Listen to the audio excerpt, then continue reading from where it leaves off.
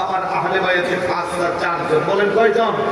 এক নম্বরে শেরে খুদ আলী রাদিয়াল্লাহু তাআলা, দুই নম্বরে খাতুনে জান্নাত মা ফাতেমা রাদিয়াল্লাহু তাআলা আনহা, তিন নম্বরে ওনাদের বেটা বেহেশতের কোটি কোটি যুবকদের সর্দার ইমাম হাসান রাদিয়াল্লাহু তাআলা, চতুর্থ নম্বরে ওনাদের বেটা সাইয়্যিদুশ শুহাদা শহীদে দস্তে কারবালা ইমাম আলী মাকাম ইমাম হুসাইন রাদিয়াল্লাহু তাআলা।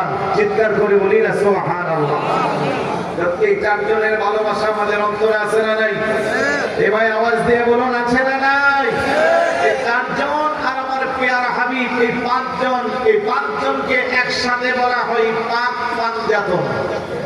পাক মানে পবিত্র, পাঞ্জা মানে পাঁচ, তন মানে দেহ, পবিত্র পাঁচটা দেহ। তো তাদেরকে আমরা যারা সুন্নি মুসলমান, আমরা পাক পাঞ্জাতনকে ভালোবাসি কি ভালোবাসি না? কারণ আমাদের তো কোরআন শিক্ষা দিচ্ছে, তাদেরকে ভালোবাসা আমাদের উপর ফরজ। কথা বলেন ঠিক কিনা? তাহলে যেখানে আমরা কোরআনের শিক্ষা পেয়েছি, ওইখানে নতুন করে যারা এসে আবার পাক পাঞ্জাতনের মহব্বতের বহিঃপ্রকাশ ঘটাতে যাইয়া সাহাবাদের সামনে আলোচনা করে, সাহাবাদের সামনে বেয়াদবি করে, তারা কখনো সঠিক মুসলমান হতে পারে? আল্লাহ নবী বলেন, আকরিমু আসহাবি ফা ইন্নাহুম খিয়ারুকুম, তোমরা আমার সাহাবাদেরকে সম্মান করো, তাজিম করো, তারা তোমাদের মধ্যে শ্রেষ্ঠ। সুবহানাল্লাহ না? অপর হাদিসে বলেন, আসহাবাতু কুল্লুহুম উদুলুন, আমার সাহাবারা সমস্ত সাহাবায়ে কেরাম হলো নেক পরায়ণ, মানদণ্ডে তারা সবার উপরে। সুবহানাল্লাহ না? এখন কোন সাহাবী ছোট, কোন সাহাবী বড়, কে ভালো কে খারাপ, এই মন্তব্য করার সুযোগ আপনাকে দেওয়া হয়। আপনি কোন মানদণ্ডে বলবেন অমুক সাহাবী খারাপ, অমুক সাহাবীকে আপনি গালমন্দ করবেন?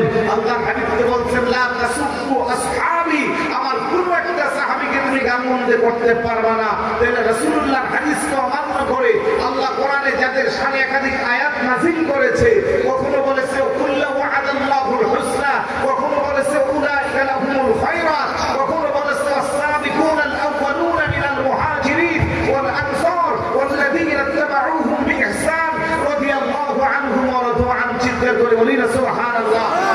এইভাবে তাদেরকে আল্লাহ পাক জান্নাতি ঘোষণা করেছে, রাসূলুল্লাহ পাক তাদেরকে মেয়ারে হক বলেছে, আকাশের উজ্জ্বল নক্ষত্র তাজিম তার কার সাথে তুলনা করেছে,